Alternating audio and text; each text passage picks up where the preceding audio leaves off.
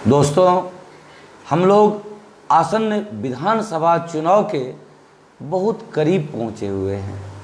कुछ ही दिनों में बिहार की मुस्तकबिल पुनः लिखे जाने की बात होगी। कौन बिहार के कमान को संभाल कर बिहार को विकास की ओर ले जाएंगे या पुनः बिहार में बर्बादी का बहार ही लागू रहेगा, यह समय अब कुछ ही दिनों में आने वाला है।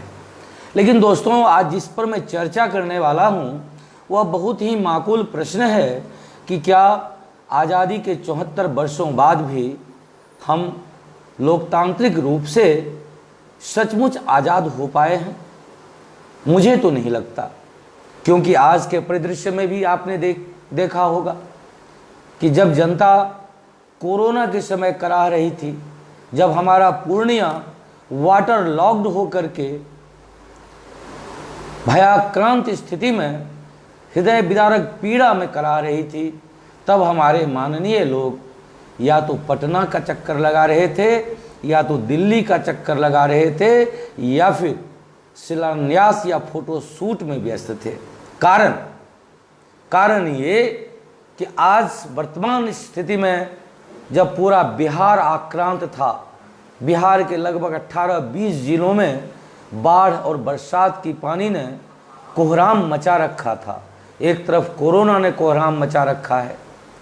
उस विपदापूर्ण स्थिति में, इतना भयावह स्थिति में भी जनप्रतिनिधियों ने जन सरोकार दिखाने के बजाय, जन समस्याओं में अपनी भागीदारी दिखाने के बजाय पटना और दिल्ली में टिकटों की चमचई दिखाना ज़्यादा जरूरी समझा। बड़ा दर्दनाक विषय है ये। कुछ लोग कहते हैं, कोई प्रत्याशी भावी हो या वर्तमान या निवर्तमान, कोई कहता है मुझे फलां पार्टी का टिकट मिलेगा मैं जीत जाऊंगा, कोई कहता है मुझे फलां पार्टी का टिकट मिलेगा मैं जीत जाऊंगा, कोई कहता है फलां पार्टी का टिकट मिलेगा जीत जाऊंगा। कोई ये नहीं कहता कि आम आवाम का सपोर्ट मिलेगा तो जीत जाऊंगा। क्योंकि आज हिंदुओं को गुलाम समझने का काम गंगा धोई पार्टी कर रही है। गंगा धोई पार्टी का मानना है कि हिंदू हमारे सवर्ण, हमारे गुलाम हैं। सवर्णों की कोई औकात नहीं कि हमारा विरोध कर दे। इसीलिए गंगा धोई पार्टी ने कभी भी किसी भी कंस्टिट्यूएंसी में उम्मीदवार तय करने से पहले अपने समर्पित कार्यकर्ताओं की एक चूं तक नहीं सुनी। उनकी भावनाओं को कभी समझने का कोशिश ही नहीं किया। बस जिसके सूटकेस में वजन देखा उसे पटना और दिल्ली से टिकट दे दिया गया। दूसरे तरफ हमारे मुस्लिम भाई बहनों को गुलाम समझने का काम या तो आरजेडी कर रही हैं या फिर कांग्रेस पार्टी कर रही है। तीसरे तरफ हमारे दलित भाई बहनों को गुलाम समझने का काम इस तरह की पार्टियां, चाहे वो बसपा हो, चाहे वो तीर कमान हो, चाहे अन्य हो, कर रहे हैं। पार्टियों के नज़र में आम आवाम का कोई अस्तित्व नहीं है, वे गुलाम है इनकी। मैं पूछना चाहता हूं, क्या हम आम आवाम इन 4-5 पार्टियों के गुलाम हैं? क्या इनके द्वारा दिए गए किसी भी व्यक्ति को टिकट के आधार पर हम वोट कर दें? हम मानते हैं हमें भाजपा का विजन प्यारा है, हमें जदयू का विजन प्यारा है, कांग्रेस का विजन प्यारा है, या आरजेडी का विजन प्यारा है। हो सकता है आप सपोर्टर हैं, लेकिन मैं आप तमाम दोस्तों से पूछना चाहता हूं कि जिसे भाजपा का विजन प्यारा है, क्या भाजपा टिकट देने से पहले अपने समर्थकों से पूछती है कि हम इन्हें टिकट दें या नहीं, या योग्य प्रत्याशी हैं या नहीं? नहीं, बिल्कुल नहीं। क्योंकि भाजपा ने सवर्णों को, ब्राह्मणों, राजपूतों को, कायस्थ भूमियारों को अपना गुलाम समझ रखी है।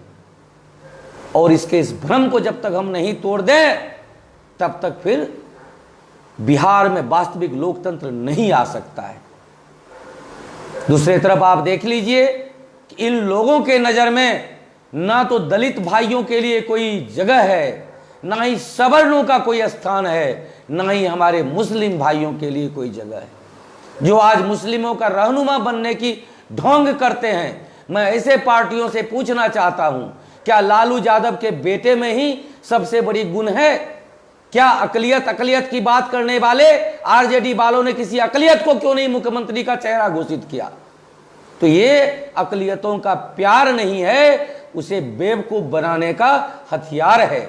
मैं अपने तमाम मुस्लिम भाई बहनों से पूछना चाहता हूं कि आरजेडी का टिकट फिक्स होने से पहले क्या आरजेडी के जो नेता हैं, जो आरजेडी के संचालक हैं, आपसे पूछने का कोशिश किया कि किसे टिकट दिया जाए? शायद नहीं, बिल्कुल नहीं किया होगा, मैं दावे के साथ कहता हूं। तो फिर क्या मुस्लिम भाई बहन इनके जरखरीद गुलाम हैं कि इनके द्वारा दिए गए किसी चोर चपाड़ गुंडा बेईमान को टिकट देने के बाद उन्हें वोट करने के लिए वो निश्चित रूप से चले जाएंगे? इसे तोड़ने की जरूरत है। उसी तरह से ये गंगा धोई पार्टी वालों ने सवर्णों को अपना गुलाम समझ रखा है कि जिसे टिकट दे देंगे ये चोर बेईमान गुंडा मिलावटखोर को, उसे सवर्ण वोट कर देंगे। इस बार इनकी यह भ्रम टूटेगी और जरूर टूटेगी, क्योंकि सवर्ण इसकी गुलाम नहीं है। जो बच्चा मां को प्यार करता है उसे मां को भी चाहिए, उस मां को भी चाहिए कि बच्चे को पुलकारें, बच्चे को भी उनका हक दें। एक तरफा प्यार कभी संभव नहीं हो सकता, एक तरफा प्यार कभी मुकम्मल नहीं हो सकता। सवर्णों ने भाजपा को वर्षों तक प्यार किया, लेकिन भाजपा ने सवर्णों को सिर्फ अपमानित करने का काम किया है। यानी भाजपा में जो कर्तव्यनिष्ठ कार्यकर्ता हैं, जो ईमानदार हैं, जो सुशिक्षित हैं, जो कुछ कर सकते हैं, उन्हें दरकिनार किया जाता है। जो चोर बेईमान गुंडा मवाली और मिलावटखोर हैं, जिनकी बेईमानी प्रूव्ड हो चुकी है, उसे भाजपा टिकट देकर यह उम्मीद लगा बैठी है कि सवर्ण उसके पक्ष में वोट कर देंगे। ये कतई नहीं हो सकता है। दोस्तों, आज बहुत ही हृदय विदारक स्थिति से अपना बिहार गुजर रहा है, अपना प्यारा पूर्णिया गुजर रहा है। जरूरत है इस स्थिति में बदलाव लाने की। आज विगत 20 वर्षों से लगभग पूर्णिया अत्यंत तकलीफदेह स्थिति से गुजरती हुई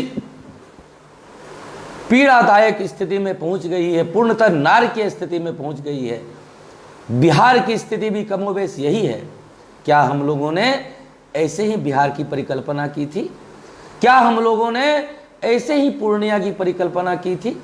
अब आप पूछेंगे कि विकास बिहार में क्यों नहीं हुआ, आप पूछेंगे कि विकास पूर्णिया में क्यों नहीं हुआ, तो जवाब सीधा है मेरे दोस्तों कि जब 243 माननीय विधायकों में 136 खुद कह रहे हैं मैं बलात्कारी हूं, मैं गुंडा हूं, मैं चोर हूं, हत्यारा हूं, मेरे ऊपर 12 केस चल रहे हैं, मेरे ऊपर 10 केस चल रहे हैं, तो विकास कैसे होगा?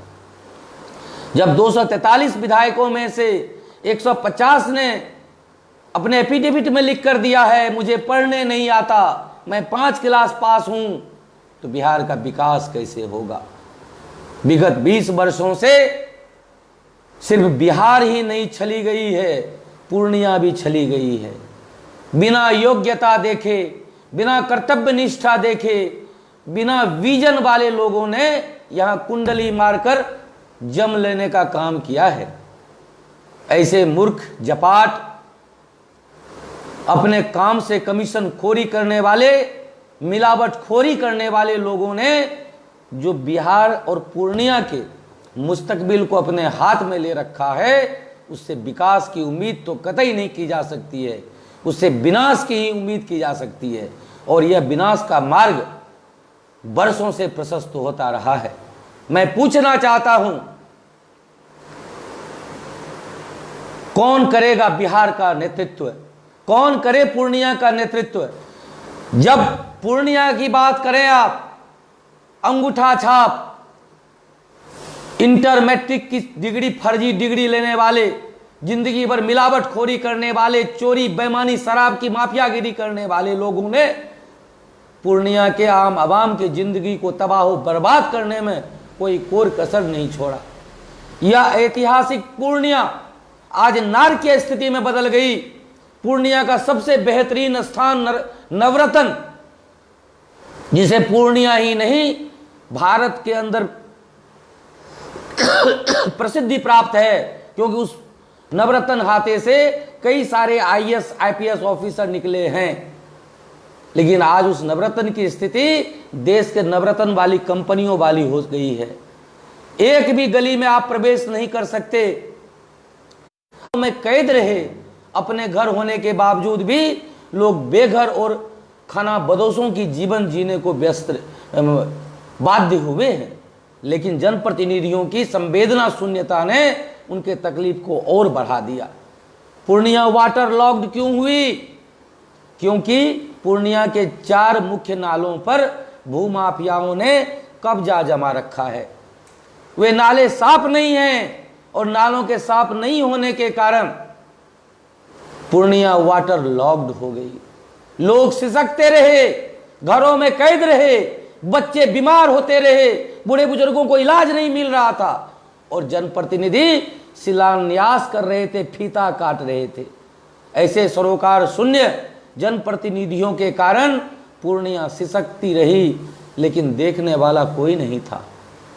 मैंने घर घर जाकर उन तकलीफों को देखा है। मेरे पास उन तकलीफों को मिटाने का ब्लूप्रिंट है, विजन है।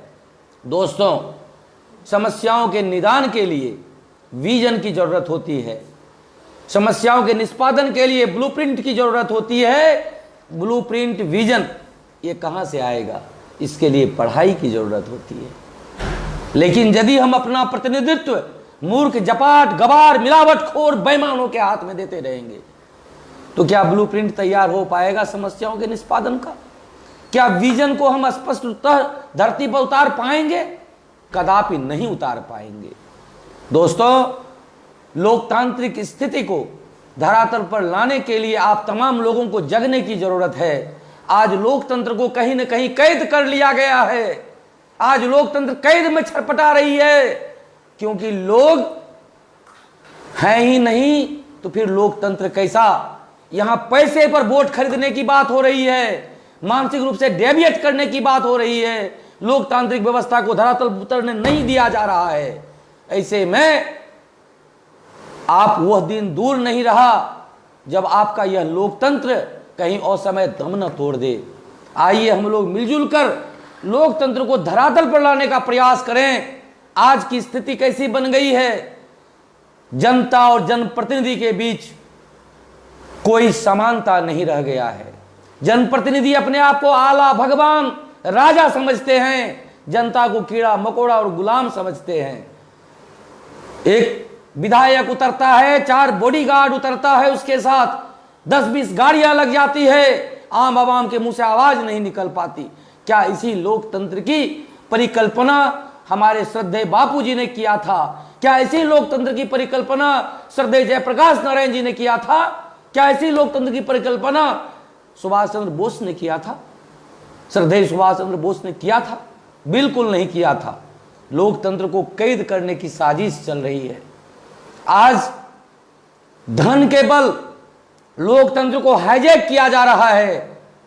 करोड़ों लाखों रुपए खर्च करके वर्चुअल प्रचार करवाया जाता है। वोट करने से पहले आपके दिमाग में किसी छाप की जरूरत नहीं है। आप अपने आंखों को बंद कीजिए, अंतरात्मा की आवाज सुनिए कि इन छाप वालों ने आपकी जिंदगी को कितना नरक बनाया है। आप अपनी अंतरात्मा की आवाज सुनकर व्यक्तित्व का चयन कीजिए। वह व्यक्ति चाहे किसी छाप से हो या निर्दलीय हो, आपके चयन का आधार व्यक्तित्व होना चाहिए, विजन होना चाहिए, एजुकेशन होना चाहिए, कर्तव्य निष्ठा होना चाहिए, बेबाकीपन होना चाहिए, निर्भीकता होना चाहिए। अन्यथा यदि आपने पुनः छाप को देखा तो आपके खाते में आएंगे बेईमान, चोर, गुंडा, मवाली, कमीशनखोर, मिलावटखोर। तो आप छाप में ऐसे चोर बेईमानों को चुनना चाहते हैं या व्यक्तित्व को चुनने के लिए छाप को दरकिनार करिए। व्यक्ति चाहे किसी पार्टी से हो या पार्टी के बाहर से हो, निर्दलीय हो, उनके व्यक्तित्व को देखिए, उनके एजुकेशन को देखिए, उनके कर्तव्य निष्ठा को देखिए, उनके विजन को देखिए और उनसे खुले में डिबेट कीजिए कि आप यदि चुने जाएंगे तो आपके पास विजन क्या है परिवर्तन के लिए। यदि वो आपको जवाब देकर संतुष्ट कर देते हैं तो आप उसे वोट जरूर कर दीजिए, जिससे लोकतंत्र की रक्षा हो सके। अन्यथा लोकतंत्र को इन 4-5 पार्टियों ने कैद करने की साजिश की है।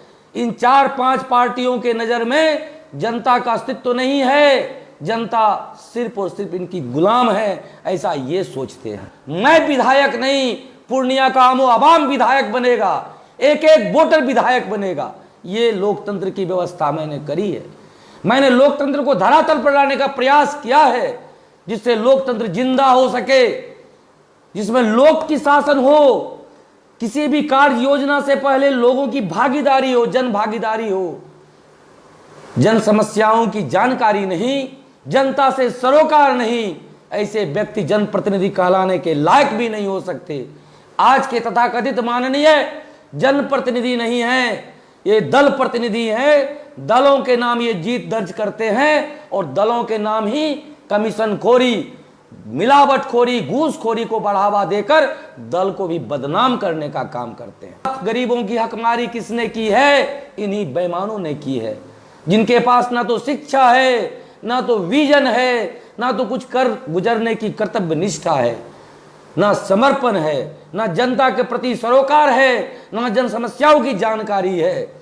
ये चोर, गुंडे, मवाली, मिलावटखोर, कमीशनखोरों ने आम आवाम के हक को मारकर अपनी तिजोरियां तो भर ली है, लेकिन आम आवाम की समस्याएं पहले से ज्यादा बढ़ गई है। पूर्णिया में बदलाव आएगा, सुंदर, सुरक्षित, स्वच्छ पूर्णिया का निर्माण होगा। बच्चों को शिक्षा मिलेगी, युवाओं को रोजगार मिलेगा, महिलाओं को सुरक्षा मिलेगी, बुजुर्गों का संरक्षण होगा, ऑटो वालों को लाठियां नहीं खानी होगी, ठेले खोमचे वालों के लिए मुकम्मल इंतजाम किया जाएगा, हॉस्टल में रहने वाले लड़के लड़कियों को आत्महत्या नहीं करनी होगी, उसके लिए सरकारी स्तर पर व्यवस्थाएं उपलब्ध कराई जाएगी। तो आइए हम सब मिलकर एक नए बिहार की परिकल्पना करें, उस बिहार की परिकल्पना करें जिसका विजन श्रद्धेय जयप्रकाश नारायण जी ने देखा था। उस बिहार की परिकल्पना को धरातल पर लाएं जिसकी परिकल्पना श्रद्धेय डॉक्टर राजेंद्र प्रसाद जी ने किया था। उस बिहार को धरातल पर लाने का प्रयास करें जिसकी परिकल्पना कभी रामधारी सिंह दिनकर जी ने किया था। उस बिहार को धरातल पर लाएं जिसकी सोच कभी श्रद्धेय फणीश्वर नाथ रेणु के दिलो दिमाग में बस रही थी। आइए हम लोग सभी मिलकर सुंदर बिहार के लिए सुयोग, सुशिक्षित, ईमानदार, कर्तव्यनिष्ठ, बेबाक, निर्भीक और समाज हित में समर्पित व्यक्तियों को वोट करें। पार्टियों के नाम जाने की जरूरत नहीं, व्यक्तियों को हम लोग तरजीह देंगे तो समाज बदलेगा। आइए मिलकर लोकतंत्र को धरातल पर लाते हैं, बिहार को जिताते हैं, पूर्णिया को जिताते हैं। बहुत बहुत धन्यवाद।